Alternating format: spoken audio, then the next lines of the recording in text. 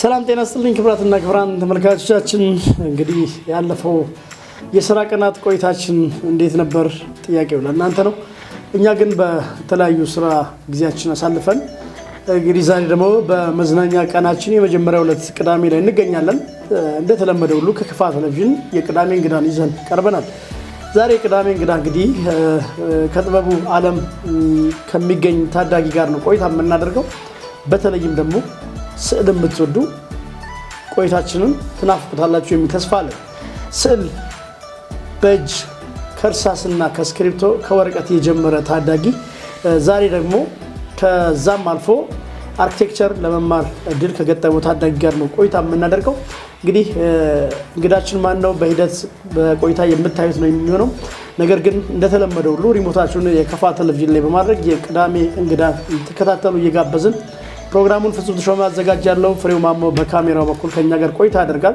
እንዲሁም ሌሎች ስቱዲዮ የሚገኙ ባለሙያዎቻችን ትልቁን አስተዋጽኦ ያበረከቱ ከኛ ጋር ቆይታ ያደርጋሉ እናንተ በያላችሁበት መልካም ዕለተ ቅዳሜ እንድታከብሩ እዚህ አጋጣሚ ከክፋ ቴሌቪዥን ጥሪያችንን እናስተላልፋለን ወደ እንግዳችን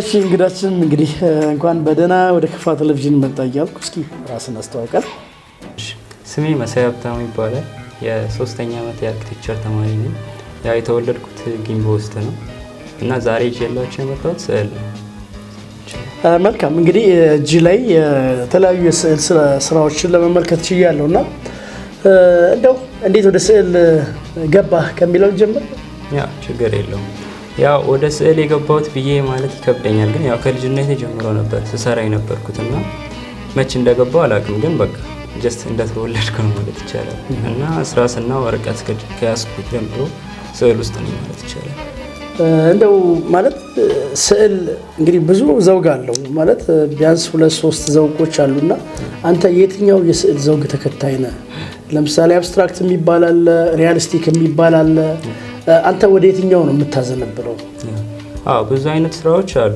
እና እኔ የማዘነብለው ሃይፐር ሪያሊስቲክ ይባላል እና ኢቭን ከእውነታው ያለፈ አይነት ስዕሎች ናቸው ካሜራ እንኳን ካች ከሚያደርጉ ስዕሎች በላይ የሚሰሩ ስራዎች ናቸውና ሃይፐር ሪያሊስቲክ ከሪያሊስቲክ ባለፈ እዛ ለመድረስ ነበር የምጥረው የተወሰነ ጉዞ ነበር ብቻ እንደዚህ ሪያሊስቲክ ውስጥ ነው የሚመደበው ማለት ነው ወደ ሪያሊስቲክ ነው ማለት ሪል አሁን ለምሳሌ ፍጹም ከሆነ ፍጹምን ቁጭ ማድረግ ማስቀመጥ የመሳሰሉት እሱን ደግሞ በተሻለ ጥበብ መግለጽን ማለት ነው ምናልባት እንግዲህ ይሄን ካየን እስከዛሬ የነማንን ስዕሎችን ስለሃል አሁን እዚህ ጋር ለምሳሌ አንጋፋው ልጃችን ዶክተር ኢንጂነር ሳይንቲስት የቅጣው እጅጉን እንዲሁም በጣም በሙዚቃው ዓለም ገና ትልቅ ደረጃ ላይ ያለችው የጂጂን እያየው ነው እንደው መጀመሪያ ስዕልን ስትጀምር በምን እንደጀመርክ ማስታወስ ትችላለህ ከዛ በኋላ የነማንን እየሳልክ ነው መጀመሪያ ሲጀምር የታቦቶችን ስዕሎች ነበር ሰራ የነበሩ ምክንያቱም አጠገቤ ያሉ ኢሜጆችም እነሱ ስለነበሩ እነሱን በማየት ኮፒ ያደርግ ነበር እያየው ሰራቸው ነበር ከዛ ቀጣይ ላይ በደንብ መስራት ሲጀምር ያው 11ኛ ክፍል ይመስለኛል ትንሽ በቃ ኮሮና ምናምን ሲጀመር ከዛ በዛ በደንብ መስራት ሲጀምር ያና ቴዎድሮስ አድሃኖም ምናምን በተከታታይ ፊታቸው ምናምን ስለምናይ ትንሽ ኢንስፓየር ያደርጉኝ ነበርና የሚሰሩት ስራም ትልቅ ስለነበረ እነሱ ምናምን እየሰራው ጀምረኝ ግን ታቦቶችን ነበር ይሄ የክርስቲያኖችን ስዕሎች ነበር እያየሁ ስራኝ ነበር በሱ ነው የጀመርኩት ምናልባት በኢትዮጵያ የስነ ስዕል ታሪክ ውስጥም ስንሄድ በተለይ ቀደምት ቤተክርስቲያናት ውስጥ የሚሳሉ ግራፊክሶች ማለት እንችላለንና በጣም የሚገራርሙ ስዕሎች እንደነበሩ እናስተውሳለን እንደውም ለዘመናዊ ስዕል ማደግም በተለይም የኢትዮጵያ ኦርቶዶክስ ተዋሕዶ ቤተክርስቲያን ትልቁን ድርሻም የወሰደችበት ነገር እንደነበር ያው የስዕልን ታሪክ ስታገላብጥ እዛ ላይ ታያለና ምናልባት አንተም እነሱን መውሰድህ ከዛ ነው ግን የማን አድናቂ ነህ እንደ ስዕል ሊዮናርዶ ዳቪንቺ ምናልባት እና ከሀገር ውስጥ ደግሞ ሎሬት ሜትር አፈወርቅ ተክሌ ባለታ ትልቅ ሰው ናቸው። እሳቸው የእሳቸው አድናቂ ነበር።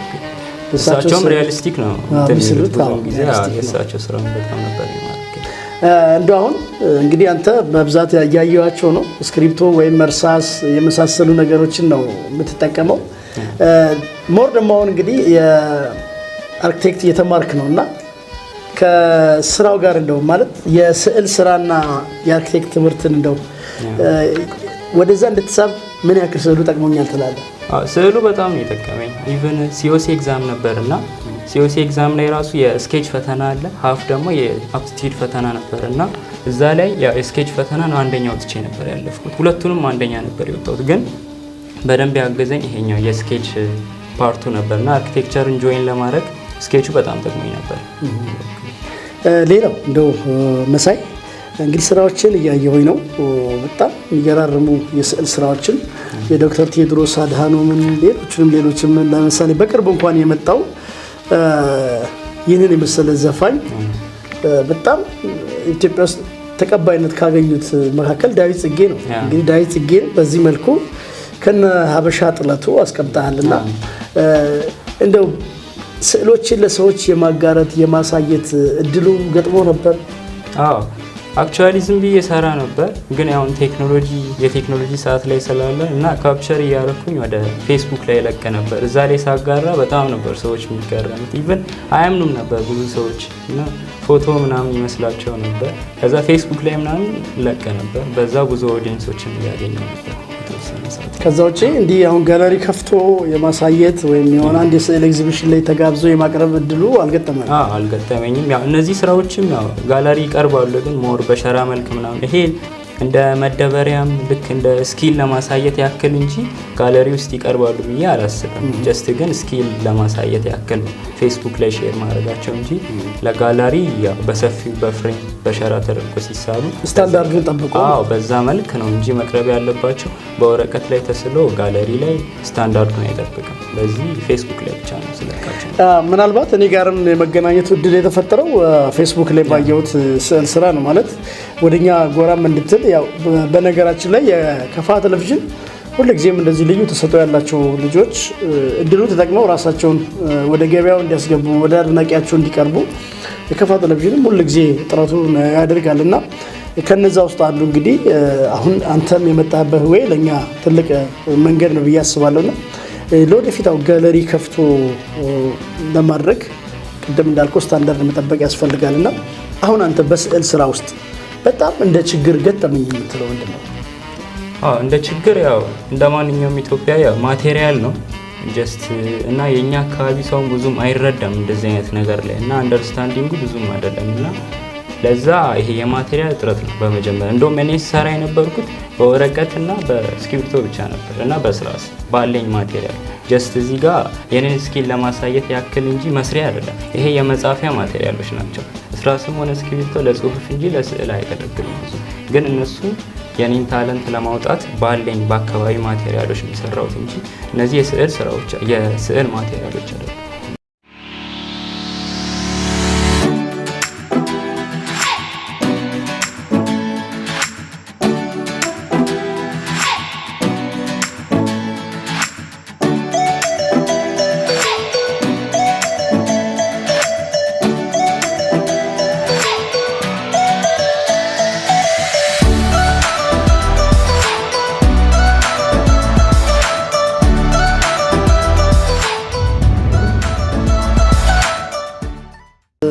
አሁን ልክ ነህ። እነዚህ ስዕል አይደሉም፣ ግን ያው አቅም ማሰሰው ባለው ችሎታውን የሚያሳየው።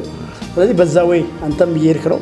ምናልባት በዚህ አጋጣሚ ይህንን ፕሮግራም የምትመለከቱ እንደነዚህ አይነት ልዩ ተሰጥኦ ያላቸውን ታዳጊዎች ወጣቶችን መርዳት የምትፈልጉ በራችን ክፍት ነው። ምናልባት አድራሻቸውንም ወደ በኋላ ላይ እናስቀምጣለን። እኛ ጋርም ኮንታክት ማድረግ ይቻላል። እንደው ይህን ስራ ሳልኝ ወይም ስራልኝ ብሎ የጋበዛ አካል ገጥሟል?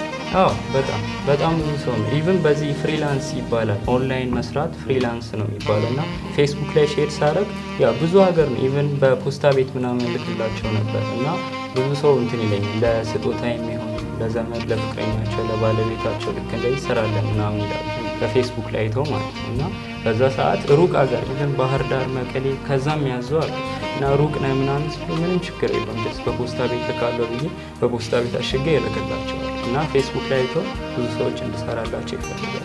ምናልባት በደንብ ግልጽ እንዲሆን ፌስቡክ ላይ ማን ተብለን የምትገኘው ሙሉ አድራሻ? ያ መሳይ ሀብታሙ ወይም መሳይ ቪዥዋል አርት ብላችሁ ብትፈልጉ ችግር የለም። መሳይ ቪዥዋል አርት የኔ ሙሉ ስዕሎች የሚለቀቁበት ነው። መሳይ ሀብታሙ ደግሞ የኔ ፔጅ የራሴ ፔጆች ከሁለቱ አንዱ ላይ ማግኘት ትችላላችሁ። ሌላው ትልቁ ማንሳት የምፈልገው ጥበብ ተመስጦ ይፈልጋል፣ የራሱ ሰዓት ይፈልጋል፣ የራሱን ጊዜ ይፈልጋል። አንተ ስዕል ለመሳል ምን አይነት ጊዜ ነው የምትጠቀመው? ማታ ነው? ቀን ነው? ብቻን ስትሆን ነው? ከሰዎች ጋር ነው? እንደገና የምታይበት አንግል ምንድን ነው? ያው ስዕል በጣም ተመስጦ ይፈልጋል። ኢቨን የሆነ ዝም ያለን እንመስላለን ብዙን ጊዜ ስንሰራ ምናምን በውስጣችን ብዙ ሀሳብ ነው የሚመላለሰው እና በደንብ ራሳችን ለማድመጥ ይጠቅመናል እና ሞር ዝም ያለ ጸጥ ያለ ቦታዎችን እንመርጣለን።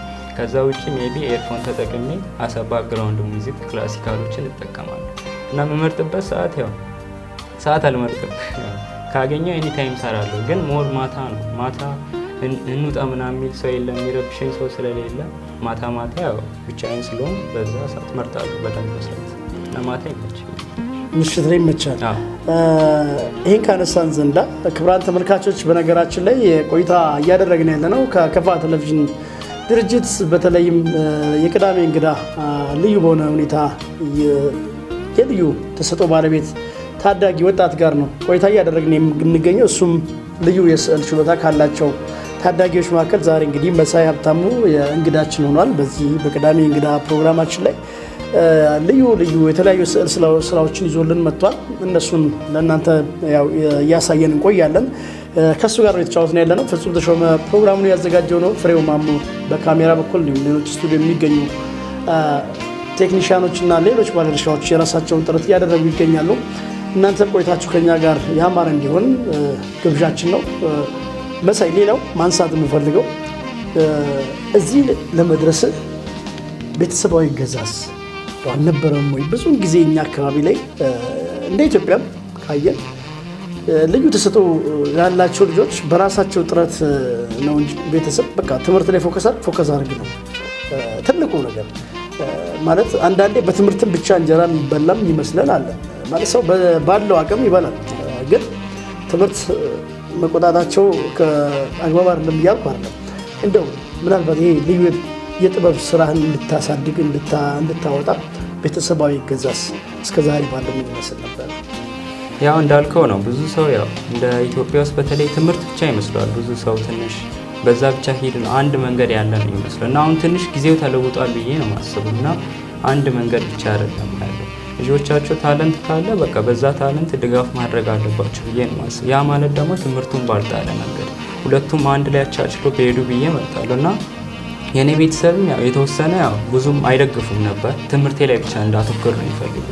ትንሽ ትምህርት ላይ ደግሞ የተወሰነ ስለመሞከር ያው እንዳይጎዳባቸው ይፈልጋል። ትንሽ ይሄኛው እዚህ ላይ ፎከስ እያደረጉ ትምህርቱ ሞር እንዳልጥል ይፈልጉ ነበር እና በዛ ምክንያት ያን ያክል ድጋፍ አያደርጉም ነበር።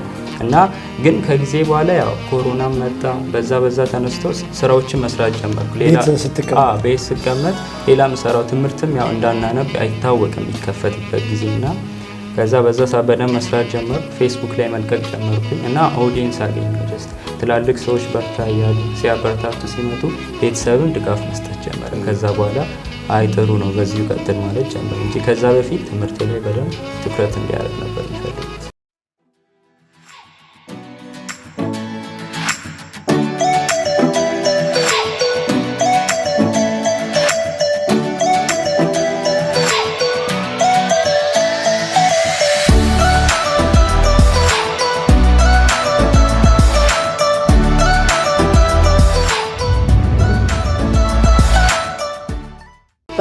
ምክንያቱም ለምንድን ነው ይህን ሀሳብ ማንሳት የፈለግነው? ምናልባት ክቡራን ተመልካቾችም በደንብ ግልጽ እንዲሆኑ የልጆቻችንን ፍላጎት መለየት በጣም ወሳኝ ነው። የቀለም ትምህርት በጣም ወሳኝ እንደሆነ ሁላችንም የምናውቀው ነው። ዛሬ እዚህ ለመድረሳችን ሌሎችም ለደረሱበት ደረጃ ትንሽ ቢሆን መማር በጣም አግባብ ነው። እሱን ምንም ጥርጥር የለው። ነገር ግን ከትምህርት በስተጀርባ ደግሞ ምንድን ነው ልጆቻችን ያላቸው ልዩ ፍላጎት? ስፖርት ነው? ከስፖርትም የትኛው? እግር ኳስ ነው?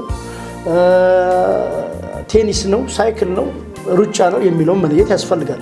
ከዛ ባለፍ ደግሞ ወደዚህም ስንመጣ ወደ ሌላውም ዘርፍ ለምሳሌ ልዩ ሙዚቃ ሊሆን ይችላል፣ መዝሙር ሊሆን ይችላል። የልጆቻችንን ልዩ ተሰጥኦ መለየትና እነሱ በሚፈልጉበት መንገድ ደግሞ እየመሩ ማስኬድ ከቤተሰቦችም ስለሚጠበቅ ነው። ይህን ሀሳብ ምናልባት የአንተን የቤተሰብ ባክግራውንድ ለማንሳት የፈለኩት ምናልባት ወደ በኋላም ከቤተሰብ አባላትም እዚህ ስላሉ በአጋጣሚ ሆነው ከእነሱ ጋር ቆይታ የምናደርግ ነው የሚሆነው። እንግዲህ ቤተሰቦች ይህን ያህል እየረዱ ከሆነ እዚህ ደረጃ ላይ አሁን ካለመረዳት ወደ መረዳት ከመጡ ቀጣይ መሳይን በዚህ ስራው ምንድን ነው የመሳይ መዳረሻ የሚሆነው? አክቹዋሊ ያው ብዙ ሀሳቦች አሉ።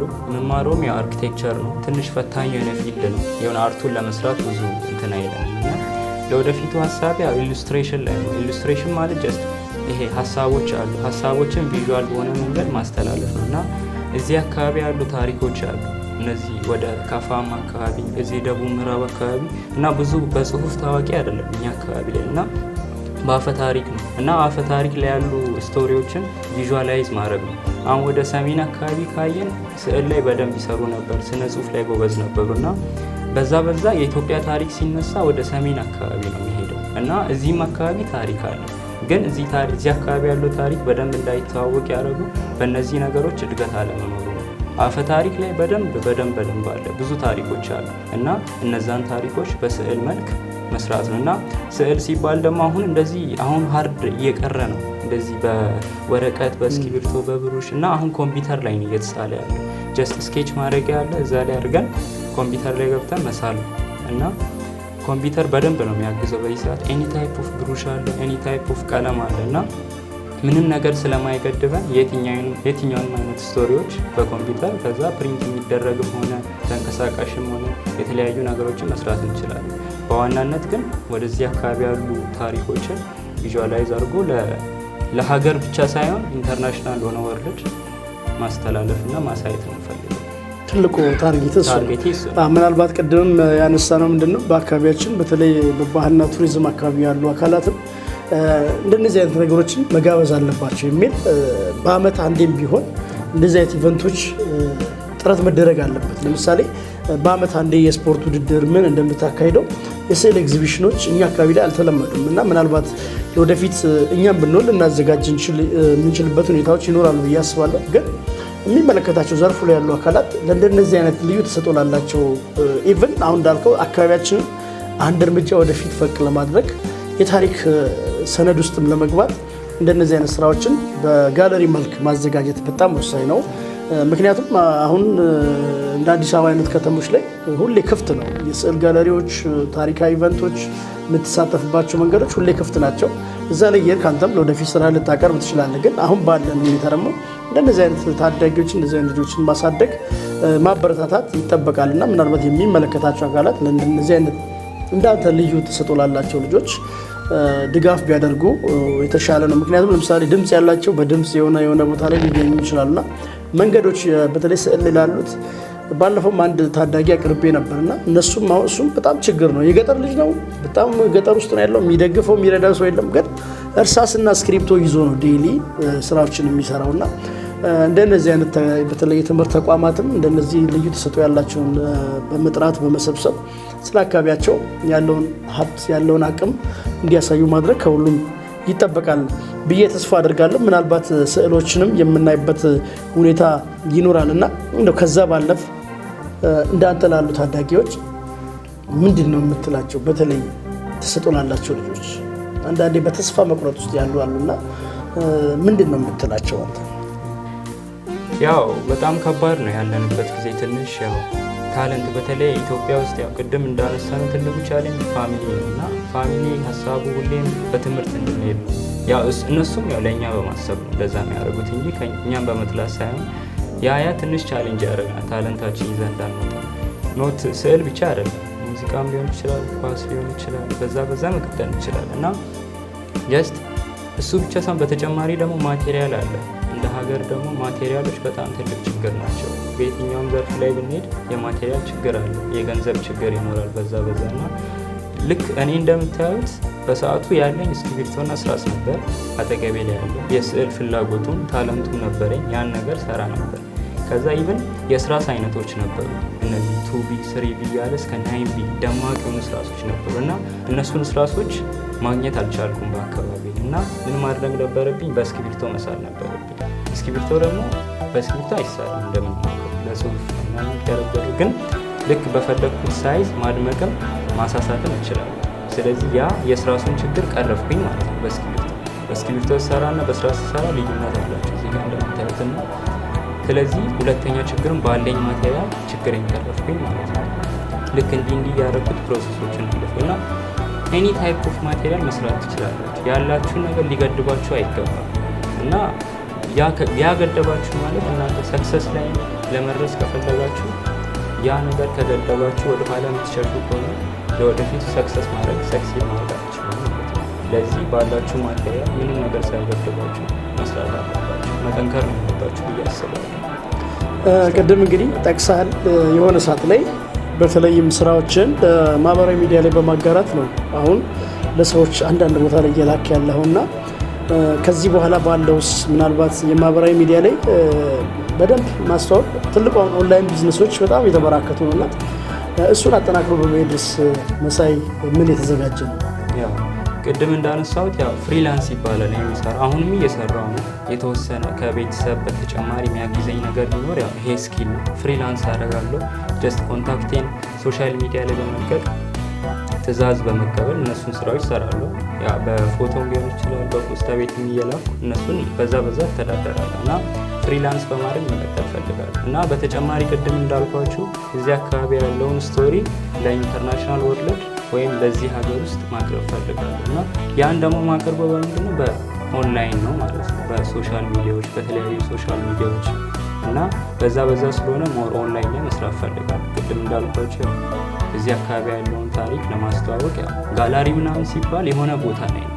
ጋላሪ ውስጥ በጣም ብዙ ሰው ትላልቅ ሰው ወይ አርት ላይ ያለ ሰው ሊሆን ይችላል። በጣም ጥቂት ሰው ስለሆነ እዛ ሄዶ ለማየት ብዙ ሰው ይመጣል ብዬ አላስብም። ስለዚህ ኦንላይን ሚዲያው በጣም ትልቅ አስተዋጽኦ ያበረክታል ብዬ አስባለሁ። ስለዚህ በዛ አስባለሁ።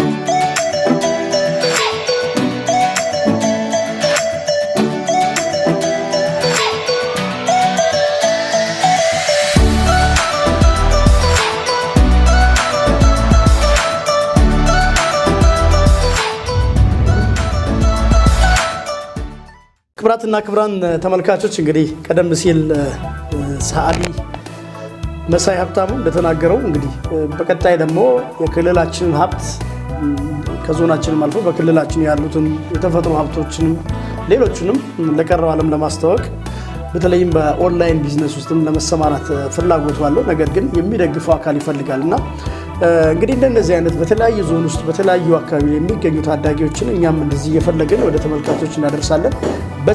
በተለይ ደግሞ ለስጦታ መስጠት የምትፈልጉ ሌሎች ለበዓል ለምንም አይነት ነገር ልዩ ስጦታ መስጠት ለምትፈልጉ ሰዎች የስዕል የእጅ ስራ ውጤቶችን ለመስጠት ያው መሳይ በማህበራዊ ትስስር ገጹም ለእናንተ በቀጥታ ነግሯችኋል። እዛ ላይም ገብታችሁ መሳይ ቪዥዋል አርት የሚል የፌስቡክ ልዩ ስም አለውና እዛ ላይ ገብታችሁ መሳይ ሀብታሙ ብላችሁ ብትፈልጉ ታገኛላችሁ።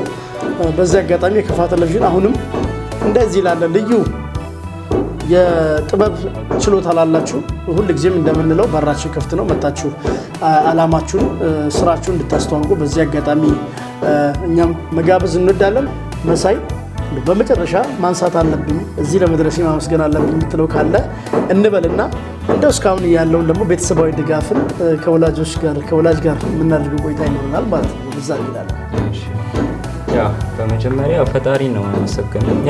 ሁሉም ታለንት ከላይ ነው የሚሰጠው ብዬ አስባለሁ እና እኛ ትንሽ እዛች ላይ ጨምረን ነው እንጂ ይህን ያክል ፕሮግረስ ቢኖረው ለዚህ መጀመሪያ እግዚአብሔር ነው አመሰግናለሁ። ይህንን እድል ወይም ታለንቱን ስለሰጠኝ አመሰግናለሁ። በቀጣይ ቤተሰብ ነው እግዚአብሔር ይመስገን። እንደሌላው ቤተሰብ አልገፋኝም፣ አትሳል ብሎ የተቆጣኝም ብዙ የለም። ትምህርቱን እንትን እንዳልል እንጂ ቤተሰቦቼን በጣም ነው የማመሰግነው። አባቴ ሀብታሙ ገብሬ፣ ያው እናቴ ትንሽ ወልደ ማርያም ትባላለች። በተጨማሪ ደግሞ ትልቁ ሚና የሚወስደው ደግሞ አጎቴ ነው። እሱም ያው ዘገየ ወልደ ማርያም ይባላል። እሱ በጣም ነው የማመሰግነው። በተጨማሪ ያው ጓደኞቼም አሉ። እነሱንም አመሰግናቸዋለሁ። ክቡራትና ክቡራን ተመልካቾች ከመሳይ ጋር የነበረን ቆይታ ይህንን ይመስላል። ነገር ግን እንደው ለመሳይ ወላጅ አባቱ በአጋጣሚ ስቱዲያችን ድረስ ተገኝቷልና አባቱ ደግሞ የልጁን የጥበብ ስራን በተመለከተ የሚሰጠን አስተያየት ይኖራል። እስካሁንም ደግሞ ለልጁ ያደረገ ያለው ድጋፍና ቀጣይ ልጁን ማድረስ የሚፈልግበትን ቦታ ከሱ ጋር የመጨረሻውን ሀሳብ ወስደን እንመለሳለን። አሁንም ቆይታችሁ ከኛ ጋር ይሁን ዘንድ የአክብሮት ግብዣችን ነው።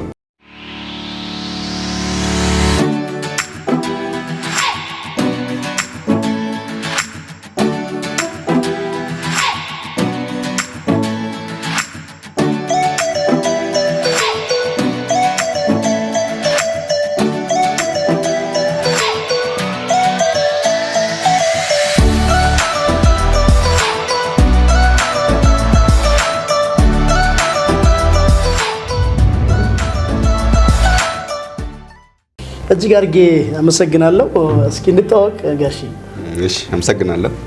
ስሜ ሀብታሙ ገብረ ነው የሚባለው። የምኖርበት ያው በዚህ በከፋ ዞን ወረዳ ላይ ነው። ያው የሰዓሊ መሳይ አባት ነው። ምናልባት ሰዓሊ መሳይ እንግዲህ ዛሬ ስዕል ስራዎቹን ለተመልካቾቻችን ስናቀርብ ቆይተናል። ከሱ ጋር ቆይታ ነበረ። እንደው ምናልባት ወደ ስዕል የገባበትን ሁኔታ ያው እሱም አጫውቱናል። እንደው እንደ ቤተሰብ ይህን ነገር አጠናክሮ እንዲቀጥል የእናንተ ድጋፍ ምን ነበረ? አዎ በመጀመሪያ ደረጃ ያው ትምህርት የያዙ ጠንካራ ነበረ። ስዕል ሲጀምር ያው 7 ወር 8 እያለ ገና በልጅነት በጨቅላ ሕፃንነቱን ጀምረው ያው ከሚወዳደርበት ሂደት አልፎ ትክክለኛ ስዕል መጃል ጀመረበት። በዛን ሰዓት እንደ ወላጅ አባት ደስተኛ አልነበርኩም። ምክንያቱም ማስና ፊዚክስ ላይ እጅግ በጣም ትኩረት ሰጥቶ ስለነበረ እነዚህ ትምህርቶች እንዲጎዱብኝ አልፈለግኩም። ሆኖም እኔን ለማሸነፍ ያደረገው ጥረት እጅግ በጣም ትልቅ ነበር። አንዳንዴ እኔ መስክ ስራ ላይ ውዬ መጥቼ ደክሞኝ ስተኛ ማታ ፍሪ ታይሞችን ይጠቀም ነበር። እያለ ሄዶ የ10ኛ ክፍል ውጤቱ ነው ይሄን ስዕል እንዳምን ያደረገኝ። 10ኛ ክፍል ስፈተን ያው 3.8 ነው የመጣው። እዚህ ከዛ በኋላ አሁን ይሄን ልጅ ባልጫነውስ ይሄን ታይለንቱን ቢቀጥልስ ወደሚለው ነገር የገባበት አጋጣሚ አለ። ከዛ በኋላ 11 12 በራሱ ፍቃድ እንድመራ ነው ያደረኩት። እግዚአብሔር ይመስገን ያው እንትኑን እውቀቱን እያሳደገ ነው ያለው። ከዛ ተነስቶ ወደ 12ኛ ክፍል ሲደርስም ውጤቱ በተመሳሳይ 405 ነው ያለው። አጋጣሚ ለሁሉም ተማሪዎች ውጤት ቆንጆ አልነበረም እና የተሻለ ውጤት ካመጡ ተማሪዎች መካከል አንዱ ሆኖ ነው እንትን ያለው። እሱም ደስ ነው አሰኘኝ። ምክንያቱም ይሄ ግፍትር ነው። ይሄን ግፍትር ደግሞ ያጠናከረው ምንድነው? ማታ አይተኛም። ብዙ ጊዜ ለጠዋት ሲሞቀኝ ምናምን ስነሳ ብዙ ሰዓት ተጠቅሞ ይሄን ነገር ይሰራ ነበርና ሊኔ ደክማል አረፍተኛ ይለው ነበር። እዛ ያን ሰዓት ተጠቀሙ ደግሞ አሁን ላለበት ዩኒቨርሲቲም ጠቅሞታል ብዬ ፊልዱንም እንዲመርጥ እድል ከማው። ስለዚህ አሁን ደግሞ ሲነግረኝ ብዙ ሰዓት ወስዶ ስቱዲዮ እንደሚቆይ ይነግረኛልና ያኔ የኔ መቆጣት ስህተት እንደነበረና ያን ሰዓት መውሰዱ ለካስ አሁን ላለው ራእዩ አሪፍ ነው የሚል ነገር ነው አለኝ። በዚህ ነው በዛን ሰዓት አልደግፍም ነበረ። አሁን ሞር እሱን ነገር እንዲያጠናክር እፈልጋለሁ። ሆኖም ግን ያው ያ ጉዳይ ሆኖ የሚፈልገውን ነገር ማሟላቱ ትንሽ ቻሌንጅ ነው። እቃዎቹም እንደ ልብ በአካባቢያችን የሚገኙ አይደሉም። በብዛት የስዕል እቃዎች ሁላችን እንደምንፈልገው ገበያ ላይም እኛ አካባቢ ያሉ ገበያዎችም ለዚህ ነገር ምቹ አይደሉም ማለት ነው። አዎ አንደኛ ያው መተዳደሪያችን ደሞዝ እንደመሆኑ መጠን የሚፈለገውን ነገር አዲስ አበባም ከየትም መግዛት ይቻላል። ግን የወቅቱ የገበያ ሁኔታና አንተ የምታገኘው ኢንካም ሁለቱ መመጣጠን መቻል አለባቸው። ምክንያቱም አሁን አንድ እቃ ለመግዛት የእሱን ፍላጎት ለማሟላት የሚያስፈልገው ነገር እጅግ በጣም ፈታኝ ነው። ምክንያቱም ሌላ ገቢ የሚደለህን የምትተዳደረው ደሞዝ እንደመሆኑ መጠን ያው ዛሬ ደሞዝን መተዳደር ደግሞ ምን ያክል ፈታኝ እንደሆነ ሁላችንም እናውቃለንና እሱ ፓርት ይከብዳል። አሁን በደረሰበት እጅግ በጣም እንትን ይፈልጋል። ምንድነው ፒሲ ይፈልጋል። ፒሲ አሁን እሱ የሚፈልገው ፒሲ ስማርት ነው። ይህን ስማርት ፒሲ እኔ አሁን ገዝቶ አሁን ለመስጠት ይቸገራል። የሚቸገረው ምንድን ነው? የራሱ የሆነ ኢንካም ጀነሬሽን ይፈልጋልና ቢያንስ እነዚህ ይሄ ለጽሁፍ የምንጠቀማቸው ፒሲዎች አሉ። እሱ የሚፈልገው ያ ፒሲ እነዚህ ለአርኪቴክቸር ለዲዛይን ለምን የሚፈለጉ ፒሲዎች ናቸውና እንደነዚህ ያው አሁን ቅድም የተባለው ህብረ ቀለማት ምን ከኔ በስተጨማሪ ቅድም ያለው ማለት ዶክተር ዘገየ ወልደ ማርያም ከጎኑ ሆኖ ባይደግፈው ኖሮ እጅግ በጣም ይቸገር ነበር እና እሷን አጋጣሚ ሆኖ እዚህ አልነበረ። በትምህርት ጉዳይ ጀርመን ነውና ያለው እዛ ሆኖ ሞቲቬት ያደርገዋል፣ ያበረታተዋል። ከኔ በተጨማሪ እንደ አንድ ወላጅ አባት እሱን እየደገፈ እያበረታታ ያለው እሱ ስለሆነ ታሪክ አጋጣሚ አሁን እሱ ተማሪ ነው። እሱም ድጋፍ ይፈልጋል። ልጄ ብቻ ሳይሆን እሱም ድጋፍ ይፈልጋል እና በዚህ ቻሌንጅ ካልነ በስተቀር ልጁ በራሱ የሚሄደው ጥረት እኔ እንደ አንድ ወላጅ ቤተሰብ ያዝናናኛል፣ ያኮራኛል። እኔ እሱ በማደርገው ነገር ውስጤ ደስተኛ እንጂ ምንም ፊልም ማድረገው ነገር የለም። አዎ ምናልባት አቶ ሀብታሙ እርስዎ እዚህ እንዲገኙ ትልቁ ሀሳብም ያደረብኝ ምንድን ነው ወላጆች ቀደም ሲል ለተመልካቾችም ለመናገር እንደሞከርኩት ወላጆች የልጆቻቸውን ፈለግ እንዲለዩና ያንን እንዲደግፉ ለማስቻል ነው። እርስዎ ከዚህ ቀደም ምን ነበሩበት? አሁን እሱ ሰርቶ ያሳመነውት ውጤት ነው እርስዎ ወደ እሱ ድጋፍ እንዲመጡ ያደረገው እንጂ ቀደም ሲል ትምህርቱን ብቻ የሚል ነው የነበረው። ስለዚህ ቀጣይ ወላጆች ልጆቻቸውን በምን አይነት ሁኔታ ማየት ከእርስዎ ምን ተሞክሮ መውሰድ አለባቸው? ልጆችን በመደገፍ የመጀመሪያው እይታቸውን በማስተካከል በኩል የሚለውን ሀሳብ እናንሳ። መጀመሪያ እኔ እንደ አንድ ወላጅ ያው ሁሉም ነገር እግዚአብሔር ሲታገዝ ነውና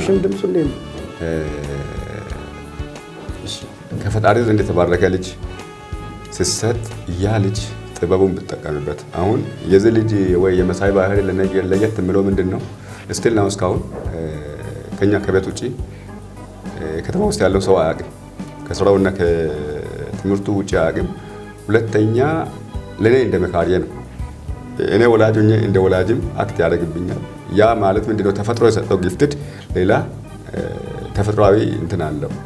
ስለዚህ ይሄን አሁን እኔ ደግፋለሁ የምለው ነገር መጠነኛ እንጂ ለሱ ፍላጎት ማሟያ አይደለም።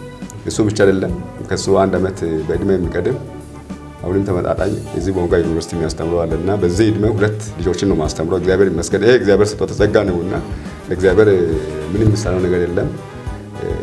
ያው ይሄ የሚፈልገው ነገር አለ፣ ያ የሚፈልገው ነገር አለ። ሆኖም ግን ምንድነው መጀመሪያ ወላጅ ምንድነው የልጄ ባህሪ የሚለው ከለየ ችግር የለውም። አሁን ደስ የሚለው ሁለቱም ልጆቼ ባህሪያቸውን ለይቼ አውቃለሁ።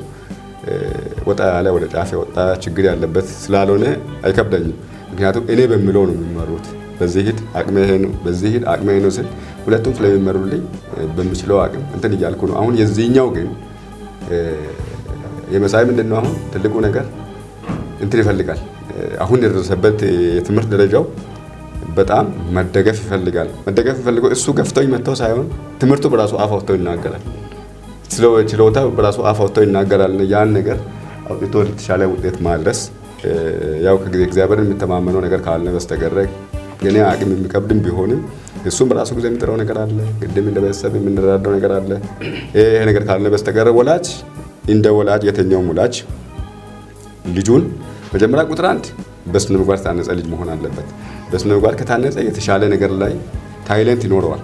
አሁን አንዳንድ ወዳልተፈለገ ቦታ ልጆች እንዳይውሉ ወላጅ መያዝ ከቻለ እንደነዚህ አይነት ግፍትድ የሆኑ ነገሮች ላይ ሞር ጫና ባይኖርና ይሄንን እንትን ቢባል። አሁን አንዳንድ ወላጅ ችግሩ ምንድነው? አልባሌ ቦታ ሲውሉ አንቆጣቸውም፣ አንመክራቸውም፣ አንገስጻቸውም። ነገር ግን እንደዚህ አይነት ጨዋታ ለምሳሌ የስፖርት ሜዳ ቢውል የሚቆጣ ወላጅ አለ። ጫት ሲቅም ግን ምንም አይመስለው፣ ሲጋራ ሲያጨስ ምንም አይመስለው፣ ጠጅ ጠጥቶ ሲውሎ ሲመጣ ምንም አይመስለው። ከነዛ አደጋዎች ታድገን እነዚህ በተፈጥሮ የተሰጣቸውን ጸጋ የሚጠቀሙ ልጆች ላይ ብናበረታታ እንደ አንድ ወላጅ የግል ስሜቴ ነው። ከዚህ በፊት እኔም ይህን ስዕል እንዳይስል ቅድም ባልኩት ትምህርቱ ላይ ጫና ይፈጥራል እያልኩ ስለነበረ ማለት ነው። ለነበረን ቆይታ እጅግ አድርጌ በከፋ ቴሌቪዥን ድርጅት ስም አመሰግናለሁ። ያው ነገ ደግሞ ልጆት ጥሩ ደረጃ ደርሶ ሁላችንም ለማየት ያው ቅርብ ነው የሚል እምነት አለኝ። ስለመጣችሁ ሁለታችሁንም እጅግ አድርገን እናመሰግናለን። እኔም አመሰግናለሁ። ክብራትና ክብራን ተመልካቾች እንግዲህ ለዛሬ በማረፊያ ቀናችን ከነበረን እንግዳ ጋር እንግዲህ ጥሩ ቆይታ እንዳደረግን ተስፋ እናደርጋለን። በተለይም ደግሞ ልዩ ተሰጥኦ ኖሯችሁ መንገድ ላጣችሁ ከፋ ቴሌቪዥን ሁሌ በሩ ክፍት ነው እንደምንለው ወንድማችንም ይህንን በእድል ተጠቅመው ዛሬ ራሱን ከነስራዎቹ መጥቶ አስተዋውቆናል። አሁንም ልዩ ተሰጥኦ ያላችሁ ልዩ ችሎታ ያላችሁ በድምጽም ቢሆን በራችን ክፍት ነው። እናንተን ከተመልካቾች ጋር በማገናኘት በተለይ የሚደግፏችሁ ሰዎችም ካሉ መንገዳችንን እያሳየናችሁ መሄድ እንወዳለን። ከዛ ባለፍ ደግሞ ተሰጧችሁ ለአካባቢያችን፣ ለሀገራችን፣ ለዞናችን፣ ለክልላችን፣ ለሀገራችን ትልቅ ውለታ ይኖረዋልና አስተዋጽኦአችሁን እንድታበረከቱ መንገዳችንን ያው በዚህ መልኩ ጠርገን አሳምረን እንጠብቃችኋለን። ፍጹም ተሾመ አዘጋጅቼ ያቀረብኩ፣ በካሜራ በኩል ፍሬው ማሙ ከኛ ጋር ቆይታ ነበረው። ስቱዲዮ ያሉትን ሳንዘነጋ ማለት ነው። ሳምንታችሁ ያማረ እንዲሆን ተመኘን። ሰላም።